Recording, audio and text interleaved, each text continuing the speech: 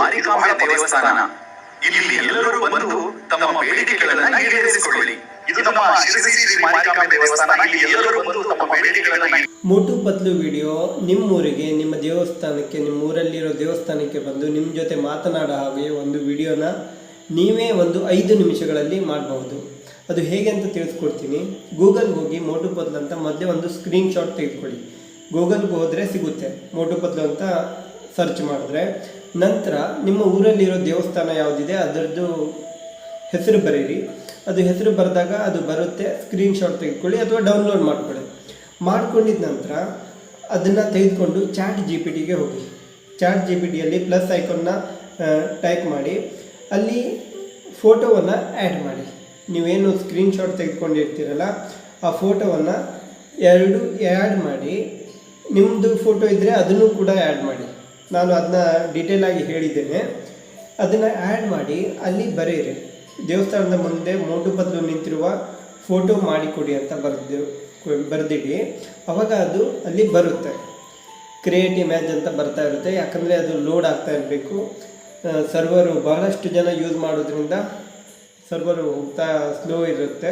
ಹಾಗಾಗಿ ಕೆಲವು ಸೆಕೆಂಡ್ಸ್ಗಳು ಆಗುತ್ತೆ. ನಂತರ ಅದು ಬರುತ್ತೆ. ಬಂದ ನಂತರ ದೇವಸ್ಥಾನದ ಮುಂದೆ ನಿಂತಿರುವ ಫೋಟೋ ಬರುತ್ತೆ. ಬಂದಾದ ಮೇಲೆ ಅದನ್ನು ಸ್ಕ್ರೀನ್ಶಾಟ್ ತೆಗೆದುಕೊಳ್ಳಿ, ಅಥವಾ ಅದನ್ನ ಎಡಿಟ್ ಅಂತ ಹೋಗಿ ಅಲ್ಲಿಂದ ಡೌನ್ಲೋಡ್ ಕೂಡ ಮಾಡ್ಬೋದು. ಸ್ಕ್ರೀನ್ಶಾಟ್ ಬೇಕಾದರೂ ತೆಗೆದುಕೊಳ್ಬೋದು. ಅದಾದ ಮೇಲೆ ಏನು ಮಾಡಬೇಕು ಅಂತ ಅಂದರೆ, ಸ್ಕ್ರೀನ್ಶಾಟ್ ತೆಗೆದುಕೊಂಡಿರ್ತೀರಲ್ಲ, ನಂತರ ಯೂಟ್ಯೂಬ್ಗೆ ಹೋಗಿ.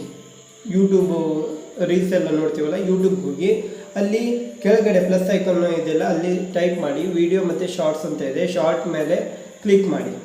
ಕ್ಲಿಕ್ ಮಾಡಿದ ನಂತರ ನಾವೇನು ತೆಗೆದುಕೊಂಡಿರ್ತೀವಿ ಸ್ಕ್ರೀನ್ಶಾಟು, ಆ ಸ್ಕ್ರೀನ್ಶಾಟ್ ಇದೆಯಲ್ಲ, ನಾನು ಮೊದಲು ಮೋಟು ಪತ್ಲು ದೇವಸ್ಥಾನದ ಫೋಟೋ ಆ್ಯಡ್ ಮಾಡಿದ್ದೆ. ಅದೇ ರೀತಿ ಕಡೆಗೆ ನನ್ನ ಫೋಟೋ ತೆಗೆದುಕೊಂಡು ಅದನ್ನು ಕೂಡ ಆ್ಯಡ್ ಮಾಡಿದೆ. ಅಲ್ಲಿ ಸೇಮ್ ಪ್ರೊಸೀಜರ್.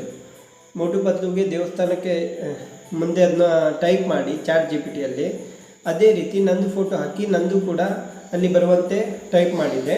ಹಾಗಾಗಿ ನಂದು ಆ್ಯಡ್ ಆಗಿದೆ. ಅದು ನಂತರ ಆ್ಯಡ್ ಮಾಡಿಕೊಂಡು ಮತ್ತೆ ಯೂಟ್ಯೂಬಿಗೆ ಬಂದೆ. ನಾನು ಮೊದಲೇನು ಹೇಳಿದ್ದೆ ಅದನ್ನೇ ಯೂಟ್ಯೂಬಿಗೆ ಬಂದೆ.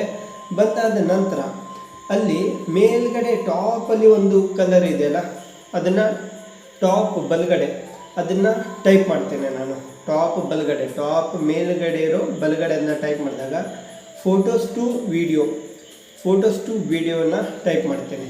ಫೋಟೋಸ್ ಟು ವಿಡಿಯೋ ಅದನ್ನು ಟೈಪ್ ಮಾಡಿದ ನಂತರ ಅಲ್ಲಿ ಫೋಟೋ ನಂದು ಆ್ಯಡ್ ಮಾಡಿದ್ನಲ್ಲ, ಯಾವುದು ನಂದು ಆ್ಯಡ್ ಮಾಡಿದೆ. ಆಮೇಲೆ ಮೋಟು ಪತ್ಲು ಶ್ರೀ ದೇವಸ್ಥಾನದ ಮುಂದೆ ನಿಂತಿರುವಂತಹ ಫೋಟೋವನ್ನು ಆ್ಯಡ್ ಮಾಡಿದೆ.